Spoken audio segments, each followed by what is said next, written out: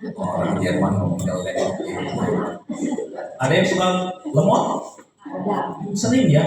Kadang saya tahu di grup WA itu suka bilang, ada orang bertanya gini, saya keluar dulu di grup ya, udah penuh katanya, HP saya lemot katanya, lemot jadi saya keluar dulu ya. Ini sering kita alami ya. Kita sering kadang lagi buka eh, program apa, program YouTube buka main gitu, dulunya lama, marah-marah, pengennya HP dibanting, tapi sayang, mau dibuang, nggak punya buat beli lagi. Kadang kita seperti itu ya. Saya sekarang pakai HP-nya yang si Parel ya, HP Parel dulu, HP saya rusak.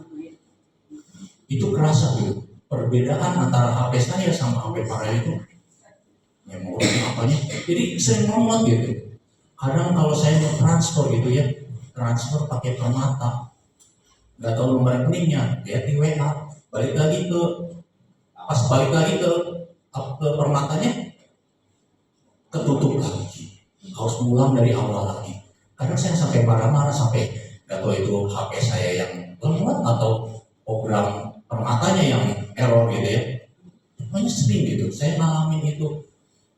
Kadang sesuatu yang lemot, yang terhalang oleh suatu program itu, karena kita membuat sulit, capek gitu, marah gitu.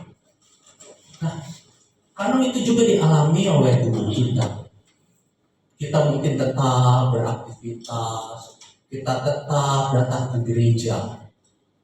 Yang terjadi, hati mulai lelah, mulai capek. Tuhan katanya bahwa semua perkara dapat ditanggung, tapi saya dalam beban ini sepertinya berat banget Tuhan. Kok nggak lepas-lepas gitu? Apa sih tujuan Tuhan dalam hidup saya gitu? Mungkin Bapak itu nggak ngalamin saya, ada Bapak Ibu yang ngalamin seperti itu seperti saya? Hah? Sama ya. Puji Tuhan. Puji Tuhan. Kita masih dapat masalah, berarti masih hidup gitu. Terus pikiran mulai penuh, mulai jenuh. Kita ngelakuin ini kok sama-sama aja. Kita ngelakuin ini kok sama-sama lagi. Kita baik ke orang kok tidak ada respon. Kadang kita dimanfaatin orang lain. Kadang kasih kita mulai dingin, hubungan Tuhan mulai mengapa. Itu yang membuat kita lemot dalam melayani. Kadang kita menjadi lemot untuk mengasihi orang-orang. Karena kalau HP saya lemot, saya kadang juga malas juga marah-marah, saya ambil ke istri. Ini kenapa HP papa gitu? Enak ya bawa asisten dia. Kayak tadi pagi juga ya, saya udah ngirim gitu ya ke file ini ke Nero Andin. Saya coba buka di HP saya, kok rubah semua gitu. Karena saya ngambil programnya dari Google Slide, saya dibuka di PowerPoint. Jadi pas saya save itu, wah kacau pokoknya tulisan ada yang. Jadi kita gambar pada rubah semua. Saya panggil list, sini list. Ini kenapa gini list? Apa sih katanya?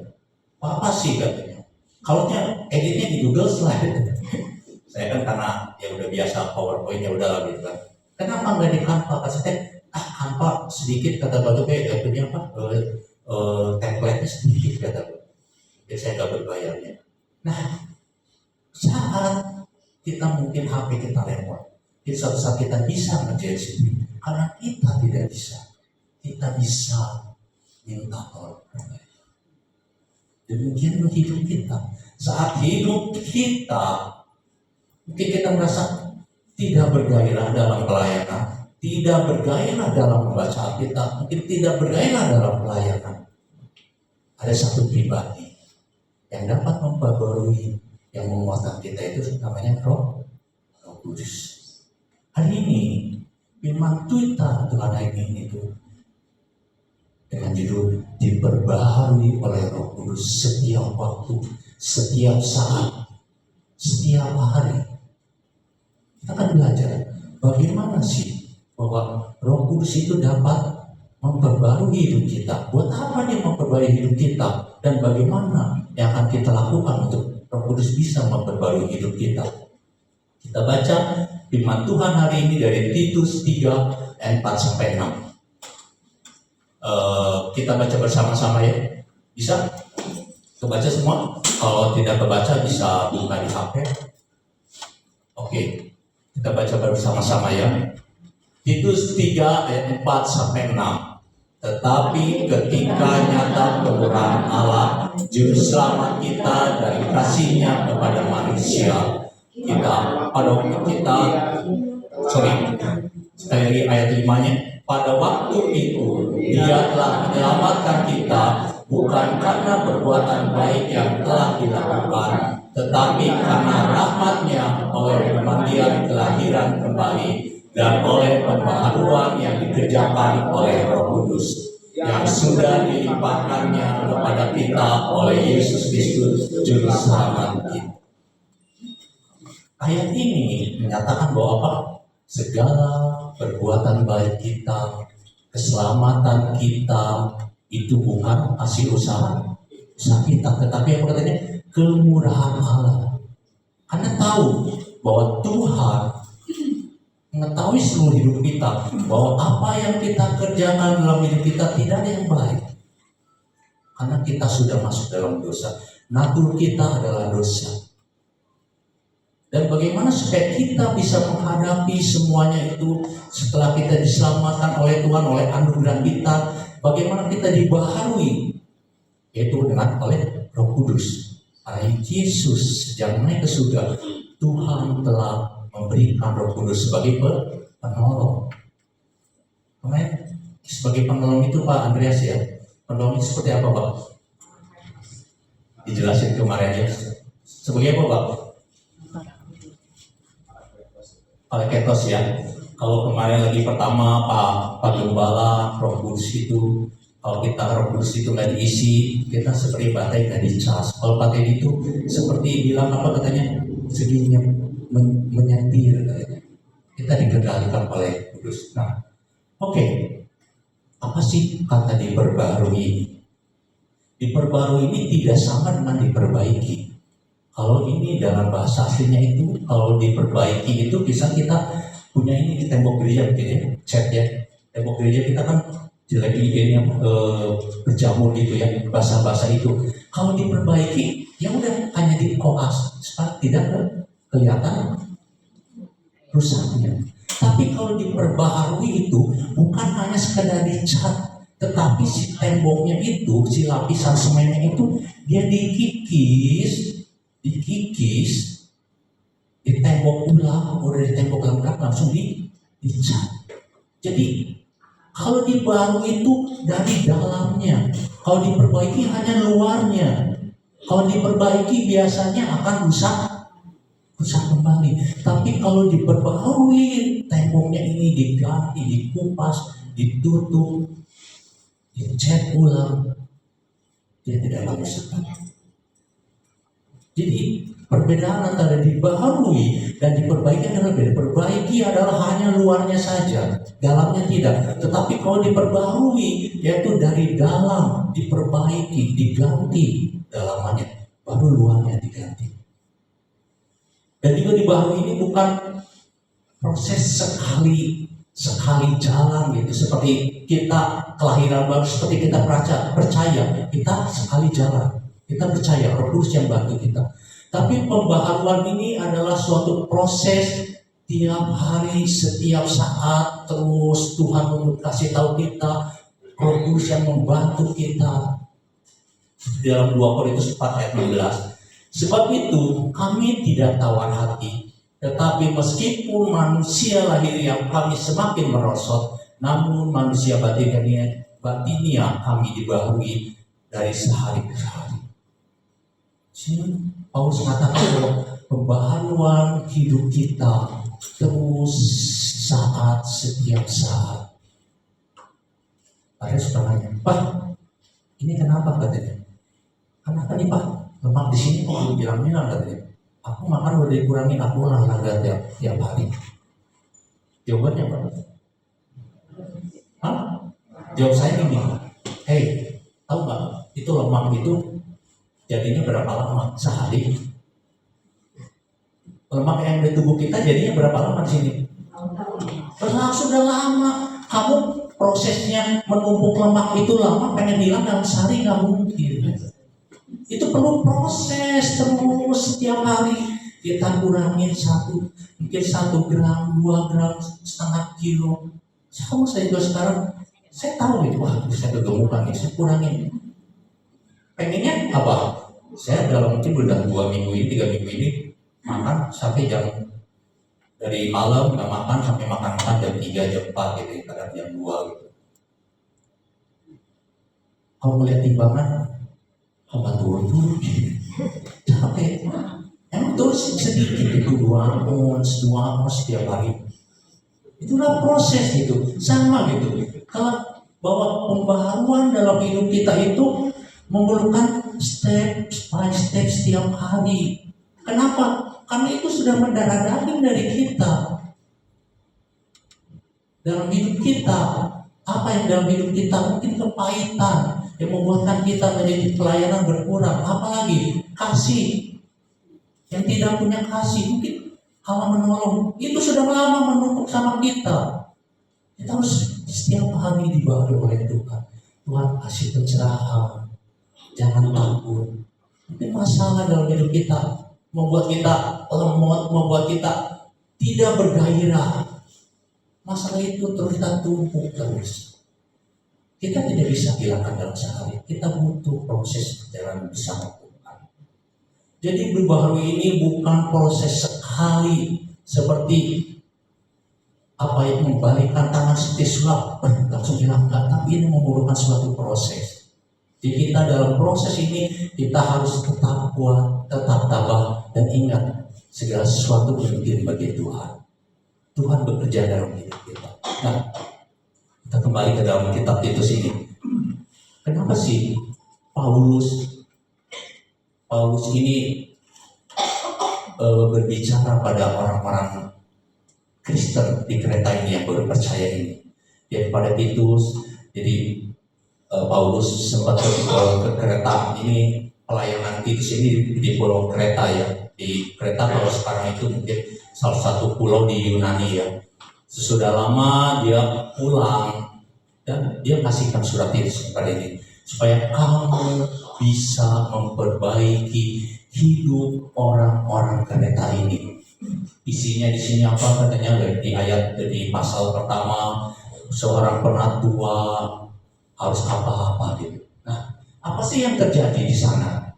Orang-orang Kreta di Titus 1 ayat 12 katakan orang Kreta selalu pembohong. Dia adalah orang-orangnya binatang buas. Dia pelahap yang malas. Di orang-orang Kreta di sana penduduknya itu dia apa katanya tidak bisa dipercaya, dia pembohong. Bahkan ada sindiran misalnya ini diajarin tadi semua basic caranya. Kritis ya. Mohon maaf ya. Kritis katanya disebut dia sindiran apa katanya? Bahwa orang-orang Kreta itu adalah orang-orang yang hidup dalam kebohongan. Itu sudah mendarah daging dalam hidup mereka.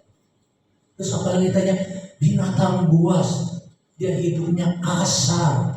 Mungkin kalau sekarang itu nggak ada teman gitu ya. Pokoknya kalau masalah duit dia saling ciala gitu. Buas liar gitu. Pokoknya kalau kita dihalangin, ya hajar orang gitu. Gak ada teman. Terus apa itu?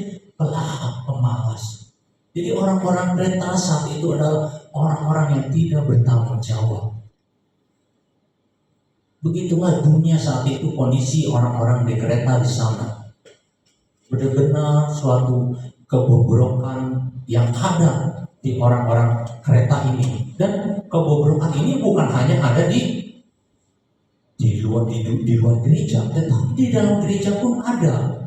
Ini disebutkan katanya dalam Titus 1 ayat 10 sampai 11. Banyak orang hidup tidak tertib, pengajar sesat, Jadi bukan hanya di dunia rusak, tapi juga di gereja terpengaruh. Di sini di pasal 1 ayat 5 sampai 9 dikatakan seorang penatua dia harus apa katanya punya satu istri, sama seperti ada di Efesus gitu ya. Semua penatua itu harus orang-orang yang benar-benar anaknya itu punya teladan. Pokoknya keluarganya harus benar gitu. Terus di pasal 2 ayat 1-10 itu seorang pria katanya harus menjadi kepala rumah tangga, dia harus punya satu istri. Terus istri-istri jangan katanya kamu berdandan terlalu berlebih, yang memamerkan kekayaannya. Itu yang terjadi. Jadi kehidupan kekacauan itu tidak hanya di luar gereja, tetapi di dalam gereja juga gitu. Jadi orang-orang Kristen yang mereka baru percaya karena diinjili oleh Yesus, didatangi oleh Paulus di kereta ini, mereka hidup di tempat yang tidak ideal. Mereka hidup di tempat yang sangat gelap dengan latar belakang seperti itu. Mereka dikatakan di pasal 3 ayat 2, 3, 4, dia itu memfitnah, mereka itu suka bertengkar. Terus mereka itu tidak murah hati, mereka tidak lemah lembut. Banyak sekali dengan latar belakang. Nah, di pembangku ini suatu yang sudah mendarah daging di dalam jemaat juga dan juga orang kereta. Jadi pembaharuan ini memerlukan suatu proses oleh Roh Kudus setiap hari, karena itu sudah mengakar, sudah mendarah daging dari mereka. Jadi kalau kita mungkin punya kelemahan dalam hidup kita, mungkin kita punya sesuatu yang kayaknya capek deh Tuhan. Kita sudah doa berlama-lama, kita capek. Kita ingat bahwa Tuhan sedang memproses kita. Roh Kudus sedang bekerja dalam hidup kita. Jadi jangan hanya mengejar hasilnya, tapi nikmati proses itu. Bahwa Tuhan selalu bersama kita. Banyak orang mengejar mujizatnya, hasil mujizat, tapi tidak menikmati prosesnya. Kalau kita menikmati proses itu, kita tidak akan melihat lagi hasilnya. Kenapa? Karena saat proses itu Tuhan hadir, Tuhan nemenin saya terus gitu. Kalau kita hanya targetnya hasilnya saja tanpa melihat proses, kita akan kecewa. Karena kita tidak tahu kapan proses itu selesai. Tapi kalau kita menikmati proses dalam hidup kita akan menikmati bahwa Tuhan selalu berjalan dalam kita. Roh Kudus selalu memimpin kita. Mengapa sih? Mengapa kita harus dibarui oleh Roh Kudus? Yang pertama, mengapa kita harus dibarui Roh Kudus, yaitu supaya hidup kita berubah, supaya hidup kita bisa menjadi berkat bagi orang lain, supaya hidup kita tidak menjadi batu sandungan bagi orang lain. Dalam Titus 3 ayat 1 katakan siap untuk setiap pekerjaan yang baik. Kita disiapkan Tuhan untuk melakukan pekerjaan yang baik, bukan hanya menjadi beban bagi orang. Di dalam 3 ayat 8 juga dikatakan rajin berbuat baik. Tuhan ingin kita hidup itu menghasilkan sesuatu, menghasilkan sebuah buah, menjadi berkat, menjadi Injil yang hidup. Saat kita dipanggil Tuhan, saat kita percaya, kita dituntut untuk hidup berbeda. Bukan hanya diselamatkan, tapi kita bisa menghasilkan buah, kita bisa menyelamatkan orang lain juga. Dalam Kolose 1 ayat 10 katakan, supaya hidupmu layak di hadapan Tuhan, serta berkenan kepadanya dalam segala hal, dan kamu memberikan buah dalam segala pekerjaan yang baik. Kenapa sih kita harus diperbaharui? Kenapa kita jangan menyimpan manusia lama kita? supaya kita bisa menjadi berkat, supaya kita bisa berbuah bagi orang lain. Yang kedua, maksudnya seperti ini. Nah, mungkin kita semua ingin hidup kita lebih baik, benar? Ada yang hidupnya pengen gak lebih baik? Ada? Tidur semua? Ada yang hidupnya gak pengen hidup lebih baik? Bagaimana supaya kita hidup lebih baik? Hah? Bagaimana? Update. Update gimana? Ganti jantungnya, ganti hatinya. Gimana supaya hidup kita lebih baik? Ibu-ibu, Bu Eri, gimana? Supaya hidup kita lebih baik? Hah?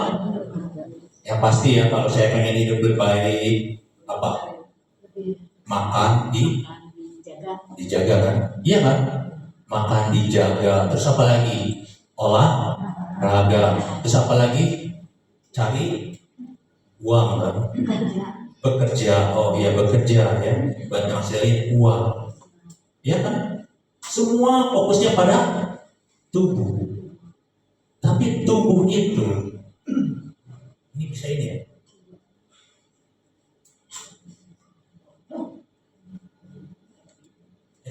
Sorry.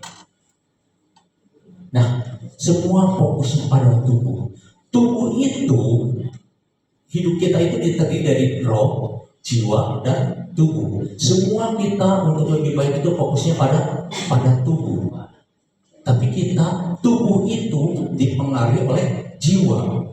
Jiwa itu terdiri dari pikiran, perasaan, kehendak. Tadi kita kan, badan kita pengen sehat, kita berpikir, apa yang saya harus lakukan? Saya harus makan yang sehat, kita harus olahraga. Terus pikiran juga mempengaruhi perasaan. Misalnya begini, aduh, itu ada orang nih, maksudnya butuh pertolongan saya pikir, bagaimana nih? Wah, bagaimana saya bisa membantu orang itu? Timbul perasaan, dari perasaan itu timbul kehendak untuk membantu orang lain itu. Nah, dari jiwa dan tubuh ini untuk menjadi lebih baik, ada satu lagi namanya roh. Kalau roh ini kita kuat sama Tuhan, kita mendekatkan diri sama Tuhan, jiwa dan tubuh ini akan lebih baik. Tapi kalau kita menjauh dari Tuhan, dari roh Tuhan, jiwa dan tubuh ini akan mengalami kehampangan, kekosongan dalam hidup kita. Karena kita akan melakukannya secara rutinitas. Karena kita menjalaninya, kita merasa terbeban. Itu perintah Tuhan, beban di hidup kita. Tapi kalau kita membiarkan Tuhan yang berjalan di depan kita, kita tidak akan merasa lagi itu sebuah beban. Roh lebih tinggi kalau kita kuat kepada Tuhan, mendekat, maka jiwa dan tubuh kita akan lebih baik. Nah, yang kedua, mengapa sih kita harus mempunyai atau kita harus dibarui setiap hari? Paulus berbicara katanya, supaya kita mempunyai karakter yang baru.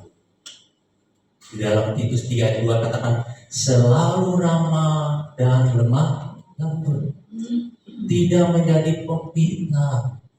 Kita paling ingin supaya kita diperoleh, kita mempunyai karakter yang baru, karakter seperti Tuhan Yesus. Dalam Titus 1:12 katakan katanya, orang kita selalu pembohong, dia seperti binatang buas, pelahap, pemfitnah, penengah, semua yang jelek-jelek ada. Kita dibaharui sama Tuhan supaya kita dibaharui oleh Roh Kudus supaya karakter kita berubah. Apa karakter yang hidup kita? Tuhan ingin rubah hidup kita. Jangan sampai kalau punya orang ketemu kita, saya tamak kieu, saya tamak gitu. Jangan, kita rubah karakter itu supaya kita bisa menjadi berkat bagi banyak orang. Kalau kita semuanya diidentikan punya karakter yang jelek, bagaimana orang lain bisa percaya pada kita? Bagaimana orang lain bisa menjadi berkat? Bagaimana orang lain bisa percaya pada kita? Bagaimana kita bisa menjadi berkat bagi orang lain itu? Jadi mengapa kita harus dibaharui supaya kita bisa menjadi punya hidup baru, supaya kita bisa berbuah dan karakter kita bisa menjadi baru. Nah, kita tanya ya, bagaimana sih supaya kita bisa dibaharui oleh Roh Kudus? Bagaimana supaya kita bisa menjadi orang yang berbuah? Bagaimana supaya karakter kita bisa menjadi baru, menjadi karakter yang positif?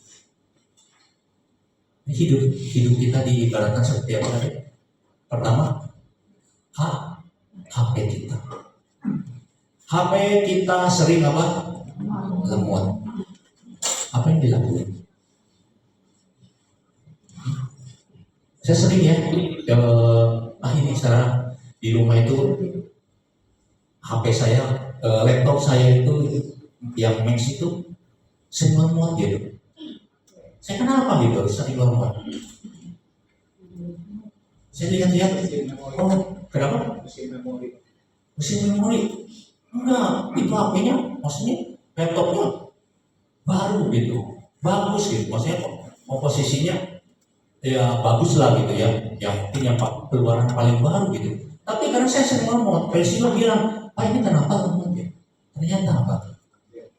Nggak di-update. Lagi saya pakai keluar update software ini gitu. Tapi karena saya lagi kerja, update itu udah lama, nggak sebentar ya. Lama gitu. Katanya dibilang, hey kamu, ya kasarnya gitu ya, hey nanti malam ya, tonight ya, kamu update software ini gitu kan. Ya, sekarang saya kerjanya lagi malam gitu kan. Nah, HP kita, kadang juga mungkin kita punya HP, sekarang sama sama teman gitu sekalian. Kok kamu bisa ngelakuin itu ya HP-nya? Kok program itu bisa WhatsApp itu? Kok kamu bisa gini bisa gitu ya? Kok kamu programnya bisa gini kan? Kok saya nggak bisa ya? Kok proyek kamu bisa gini? Saya kok nggak bisa ya? Kenapa? Karena kita tidak di-update data-datanya. Jadi poin yang pertama saya ingin kembangkan, bagaimana supaya kita bisa dibaharui Roh Kudus supaya kita bisa berbuah. Karena kita baru, kita harus diisi ulang pikiran. Kita harus di up to date semua apa yang ada dalam hidup kita. Kenapa sih harus di up to date? Ketinggalan zaman. Karena kenapa? Karena masalah makin berat. Kalau kita punya hanya senjata mesin, kita punya senjata bambu runcing gitu. Sekarang nggak akan mungkin lagi gitu kita pakai senjata bambu runcing itu untuk melawan mungkin penjajah. Sekarang nggak mungkin gitu. Orang-orang sekarang udah pakainya apa? Pakai drone gitu. Orang udah pakai drone. Udah makin canggih gitu. Makin berat, masalah makin numpuk gitu. Kalau di zaman dulu, zaman saya anak kecil gitu, kita nggak pernah memikirin punya ganti HP baru. Enggak. Kita happy main kelereng kan? Kita happy main kelereng gitu. Kita happy main apa? Petak umpet, coklat gitu, begon. Kita happy gitu. Kita nggak perlu upgrade kan? Wah, saya coklatnya harus upgrade nih, pakai yang lebih enggak gitu.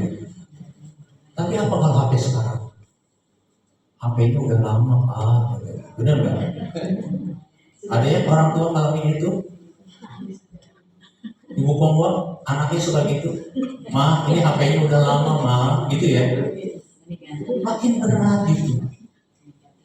Kita harus isi ulang itu katanya dalam Titus 3 ayat 1 dan 2 katakan, ingatkan mereka supaya mereka takluk kepada pemerintah, supaya siap untuk setiap berbuat baik, untuk tidak memfitnah, bertengkar, ramah, dan berebut. Jadi ingatkan mereka. Ingat kalau di HP kita, kalau WhatsApp suka minta ini, ada, itu selalu mengingatkan kita. Kenapa? Supaya program kita tidak lemah. Gojek juga sama. Saya sebel gitu, lagi mau pesen update, nanti mau masuk update lagi gitu. Harus update, kenapa? Supaya dengan diupdate kita bisa bekerja dengan lebih baik, mengikuti semua program. Kenapa pikiran kita harus diupdate? Karena masalah kita makin berat. Karena iblis seperti katanya di mana ya, di kisah di surat-surat katanya iblis menunggu akan menerkam kita, mengaum dan menerkam kita. Iblis tidak datang seperti sekarang seperti pocong, enggak, seperti Dracula, enggak. Udah tahu iblis mah kalau datang seperti Dracula langsung bilang apanya? Dalam nama Tuhan Yesus. Enggak. Iblis datangnya seperti apa? Sekarang seperti apa? Seperti malaikat terang. Iblis datangnya katanya seperti apa? Mesrol, perempuan cantik. Pengen saya juga dapat perempuan cantik. Iblis datang seperti katanya sebuah influencer bilang katanya, bagaimana sih supaya iblis menghancurkan anak-anak muda sekarang? Biarkan mereka main HP, mereka scroll tiduran sampai main HP, habis tadinya mau 15 menit, tambah setengah jam, tambah lagi 1 jam, akhirnya habis setengah hari. Iblis datang seperti apa? Serigala berbulu domba. Kalau iblis datang langsung dengan tampang yang menyeramkan, kita akan selalu berhati-hati. Enggak. Makanya kita perlu diupdate. Firman harus diisi terus. Karena yang mengapa kita perlu membaca Alkitab? Kenapa? Karena itu mengisi hidup kita. Mungkin saat kita berdoa pada Tuhan, Tuhan, kok hasilnya nggak ada? Kita perlu ingat bahwa semua rancangan dalam hidup kita adalah rancangan damai sejahtera, dan Tuhan pasti memberikan jalan keluar. Kalau sepertinya kok hidup saya segini-gini aja, kita bilang katanya, lihat burung di udara, dia tidak menanam, tapi dia bisa panen. Dia katanya bunga bakung di padang, tidak ada kata yang menghiasi. Salomo pun katanya tidak bisa bajunya seindah bunga bakung di padang. Jadi terus diisi firman Tuhan kita. Pembaharuan tidak terjadi secara otomatis, tetapi apa yang masuk ke dalam pikiran kita. Kalau pikiran kita ditambah, diisi dengan sesuatu dari dunia terus, bagaimana kita akan menghadapi semuanya itu? Kalau pikiran kita diisi oleh dunia ini yang semakin mungkin berat, kita akan ditimbulkan ketakutan, kita akan ditimbulkan sebuah keputusasaan. Ada satu tokoh di Alkitab namanya Elia. Hebat nggak Elia? Hebat nggak? Hebat nggak? Apa peranan hebatnya? Hebatnya dia bisa melawan, kata ibu Gembala, 450 Baal. Bayangkan, Nabi Baal, dia bisa menghadapi dia di bawah tekanan bukan 450 Nabi Baal, juga di bawah tekanan semua penduduk saat itu ingin melawan Elia. Menang dia? Menang nggak? menang. Dia mendapat kemenangan yang besar. Wah, hebat gitu kan ya. Kita bisa, mungkin kita sekarang bisa ngalahin 1 orang 2 orang mungkin udah hebat. Ini 450 orang. Kemenangan yang tidak sedikit, kemenangan yang hebat. Tapi saat ada seorang cewek gitu ya, seorang ratu Isabel gitu ya, dengan Isabel dan Isabel aja ya. Karena dia sebel si Elia ini katanya, dia takut, dia lari, dia putus asa. Bayangkan. Kalau kita sesudah sesudah Elia ini melawan 450 Nabi Baal ini dia kalah, terus ada dari Nabi Isabel bilang, kamu akan dibunuh gitu. Masih takut kan? Tapi ini enggak, ini baru menang besar gitu. Baru kemenangan besar, dia 450, dia takut, dia lari, dia putus asa. Dia merasa, saya sendirian Tuhan katanya. Dia 19:3-4 katakan, maka takutlah ia lalu bangkit dan pergi menyelamatkan nyawanya. Dia pergi menjauh, hanya diancam oleh siapa? Isabel. Mungkin kalau dia diancam sama ibu Baal lagi bisa dia berani ya. Dia diancam sama seorang Isabel gitu. Dia bisa ngalahin gitu. Kenapa sih? Karena dia tidak fokus pada firman Tuhan. Karena dia tidak memfokuskan pada Tuhan yang hebat. Seperti yang Daud katakan saat menghadapi Goliat. Apa katanya? Aku mendatangi engkau dengan Tuhan alam pencipta alam semesta. Enggak. Elia dia takut, isinya apa? Pikiran isi oleh apa? Ancaman Isabel dengan ketakutan situasi katanya. Dalam Kastur Raya 19:10 katanya, aku seorang diri yang masih hidup dan mereka akan mencabut nyawaku. Kalau mau cabut nyawa ya pas kemarin aja 450 bisa dicabut nyawa gitu. Dia fokusnya apa? Pada ancaman, pada tekanan dunia ini. Sama kita. Kita sering kalah sama masalah yang sama. Karena kita fokus pada masalah kita. Masalah saya merasa yang paling besar. Masalah saya bukan kamu beda, kamu gak akan sama. Tuhan ingin supaya kita fokus pada firman Tuhan. Isi firman Tuhan kita dengan sesuatu yang berguna. Salah satunya apa? Kemarin yang saya bilang dengan mengucap syukur. Isi firman kita, isi pikiran kita dengan mengucap syukur. Mungkin saat kita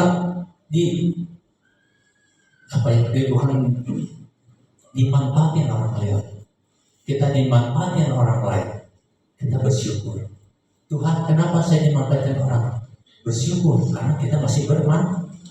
Kalau kita nggak manfaat, ngapain orang lain manfaatin kita? Benar? Kita isi dengan firman Tuhan.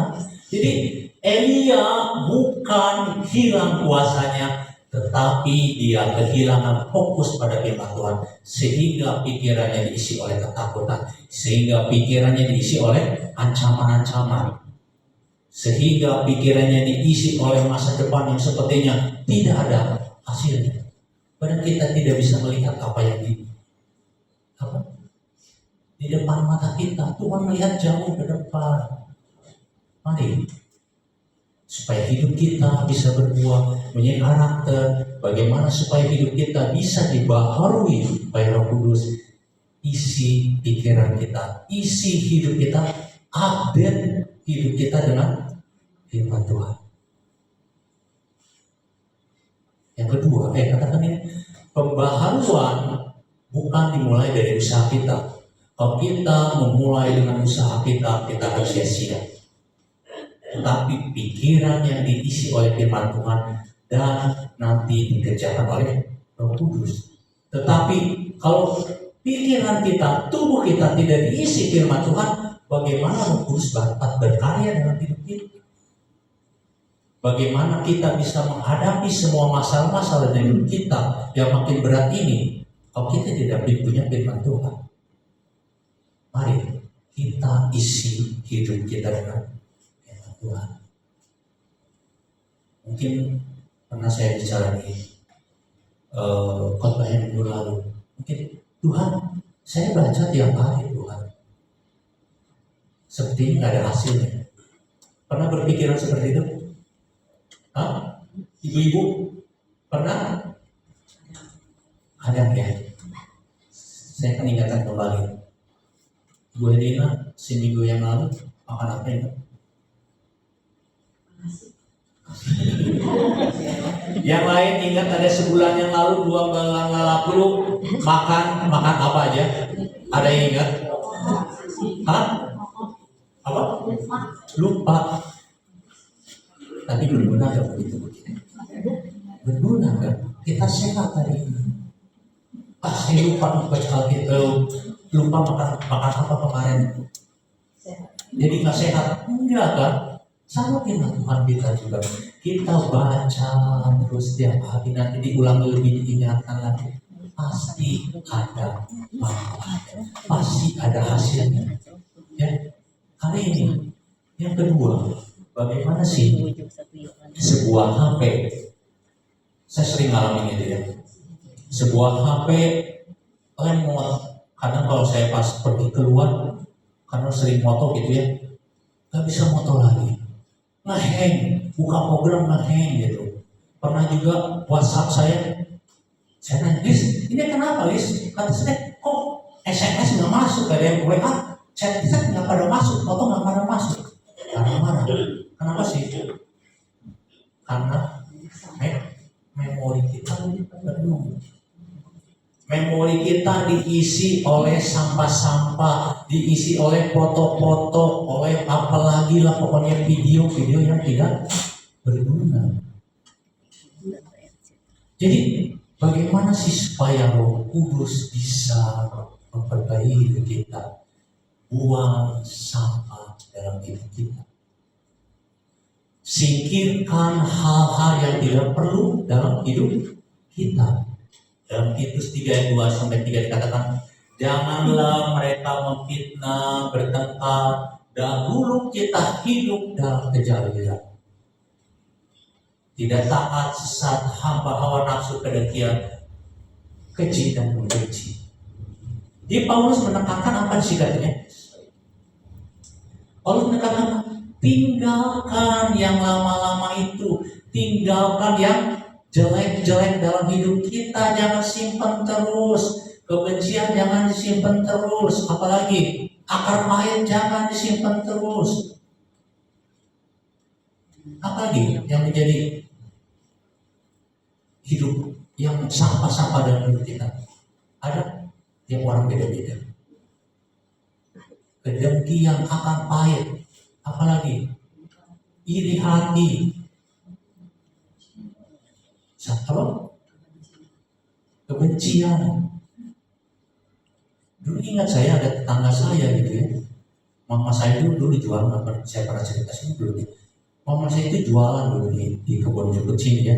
Dia itu ada adik kakak ya. Adik kakak itu mereka hubungannya nggak bagus.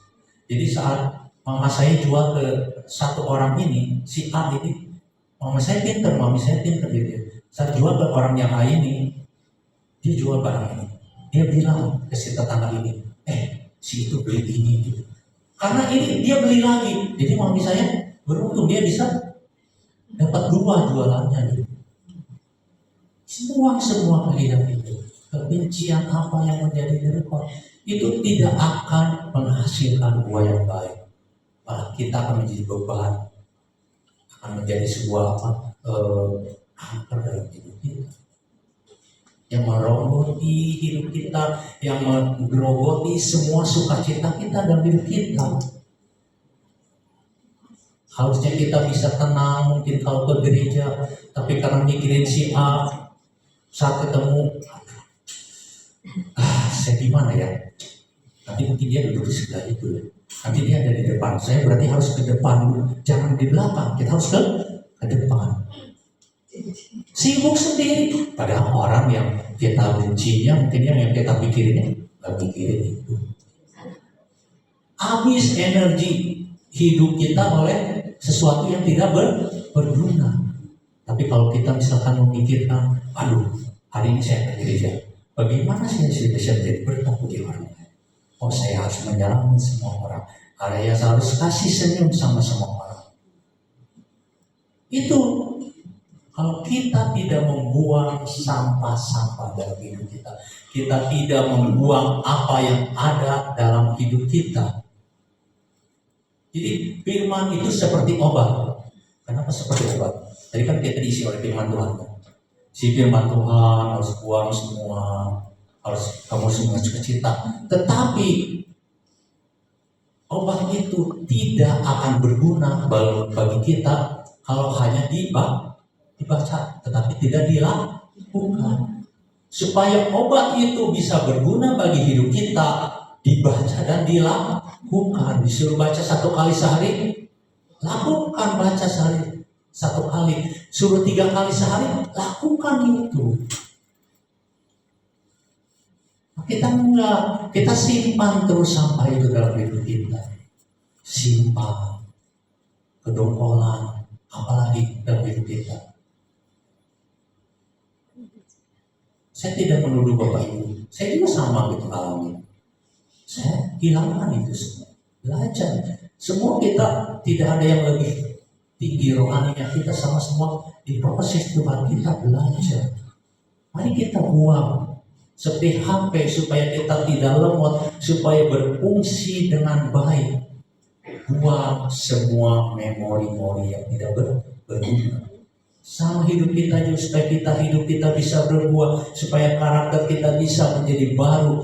Buang semua sampah-sampah yang menjadi beban hidup kita. Ya. Di firman Tuhan bukan hanya untuk diketahui, dibaca saja, tetapi tidak dilakukan. Percuma. Ada seorang ibu-ibu, seorang pendeta ceritakan, pada seorang nenek-nenek katanya, didatangin Tuhan katanya, didatangin seorang yang ateis katanya. Nek, tahu nggak? Yunus itu tidak ada. Yunus itu tidak ada. Yunus itu bohong. Itu hanya cerita legendanya. Nggak ada katanya. Ya, katanya kan si nenek bilang, walaupun katanya Yunus itu nggak ada, saya tetap percaya bahwa Tuhan ada dalam hidup kita. Terus nek, kalau misalkan gimana supaya tahu bahwa Yunus itu ada? Ya nanti aja katanya, kalau kita sudah mati. Kita sudah mati. Ya udah nih ya katanya. Nanti ya katanya si nenek bilang ini. Nanti sesudah saya ke surga katanya, saya akan tanyakan pada Tuhan Yesus, mana Yunus? Ya seperti itu. Terus si orang muda ini kata, terus kalau misalkan Yunus nggak ada di surga, nenek gimana? Ya kamu tanyakan aja, kan kamu ke neraka. Kamu tanya di neraka, ada Yunus nggak di sana? Ayo kita lakukan. Kita percaya pada Tuhan dalam hidup kita. Nah, buang sampah dalam hidupmu. Yakobus 1 ayat 23 sampai 24 katakan, sebab jika seorang hanya mendengar firman saja dan tidak melakukannya, ia adalah seumpama orang yang mengamati mukanya di cermin dan sebentar lupa. Saat kita melihat muka di cermin, oh ada apa sih? Ada kotoran. Ya udahlah, biarin aja. Kalau kita lihat kotoran, kita singkirkan, buangkan kotoran itu. Jadi tadi Lala MC bilang katanya, tinggalkan manusia lama kita di Efesus, bilang Efesus 4. Efesus kalau saya bilang Efesus ya, Efesus 4 22 sampai 24, tinggalkan manusia lama kita. Karena manusia lama kita tidak berguna. Ketika kita mau taat, Roh Kudus bekerja dan mempengaruhi hidup kita. Paulus menyebutkan sebagai ini, ada seorang mungkin jarang dikenal ya, jarang kita ingat siapa namanya. Ada namanya seorang Demas. Demas siapa? Di dalam Kolose 4 dan ayat 14 dan Filemon 1 ayat 12 dikatakan bahwa Demas adalah orang teman sekerja di dalam pemberitaan Injil. Kalau teman sekerja, pasti dia sama-sama rohani, sama-sama tahu firman Tuhan. Tapi di dalam 2 Timotius 4 ayat 10 dikatakan, apa katanya? Karena Demas telah mencintai dunia ini, dia meninggalkan aku, ia telah berangkat ke Tesalonika, Krekes telah pergi ke Galatia dan Titus ke Dalmatia. Jadi Demas meninggalkan Paulus, dia mencintai dunia ini. Karena kenapa? Dia tidak melakukannya. Dia tadi hanya mengisi mendengarkan Paulus berbicara kepada jemaat-jemaat, kepada jemaat di Korintus, jemaat di Efesus, Kolose. Mungkin dia dengar, tapi dia tidak melakukannya. Dia tidak membuang apa yang ada di dunia. Apa sampah dari kita? Mari kita buang. Lebih fokus kita kepada isi dengan firman Tuhan. Saya tutup firman Tuhan ini dengan hidup yang dibaharui oleh Roh Kudus setiap hari, bukan hidup yang dibiarkan begitu saja. Tetapi hidup yang terus dijaga, diarahkan dengan diisi oleh firman Tuhan. Kita juga harus membuang yang tidak perlu dalam hidup kita. Kenapa sih kita terus merasa hampa? Kenapa kita terus merasa tidak bergairah? Kita terus terbeban. Karena kita yang mengendalikan hidup kita. Kita tidak membiarkan Roh Kudus yang berjalan di depan kita. Itu yang terjadi dalam hidup kita. Sebuah ilustrasi, mungkin siapa yang dua-duanya kuat ya. Peranak sama Yeremia bisa ke depan sebentar.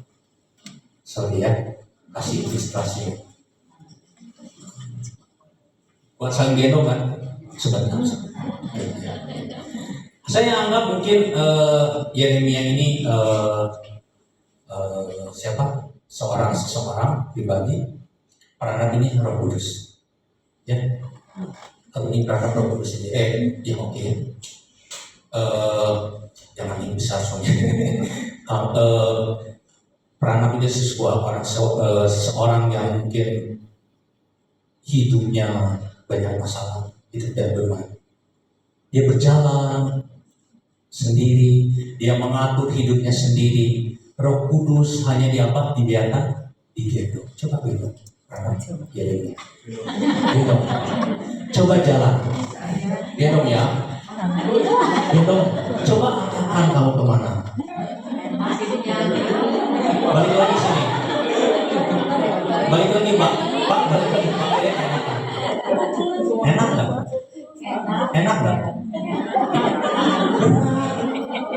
Kalau kita berjalan, kita tidak mau diperbarui oleh Roh Kudus, kita masih beban dalam hidup kita.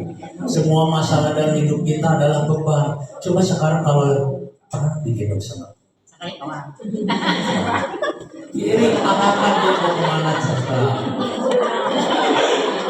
Oke, ringan nggak kamu? Ringan enak ya, silakan bawa ke tempat itu. Seperti itulah hidup kita. Kalau kita ingin mengendalikan hidup kita, Roh Kudus hanya membonceng hidup kita, hanya di belakang kita gitu. Tuhan itu hanya sebagai seorang dukun. Roh Kudus itu hanya sebagai yang memotivasi, hanya sebagai ya udah cadangan dalam hidup kita. Kalau kita udah berat, Roh Kudus jangan. Mulai hari ini biarkan Roh Kudus memperbarui hidup kita, sehingga kita tidak stagnan, kita tidak merasa kosong dalam hidup ini, tetapi kita bertumbuh dan menjadi serupa dengan Kristus, dan kita akan menghasilkan buah, dan kita akan menjadi sebuah orang yang karakter yang baru. Hari ini kita ingat Roh Kudus bekerja dalam hidup kita. dia otomatis, tidak hanya otomatis, tapi perlu kita juga melakukan sesuatu. Isi dengan firman Tuhan. Buang sampah-sampah dalam hidup kita. Ayo kita berdoa. Tuhan Yesus, selamat malam Tuhan. Selamat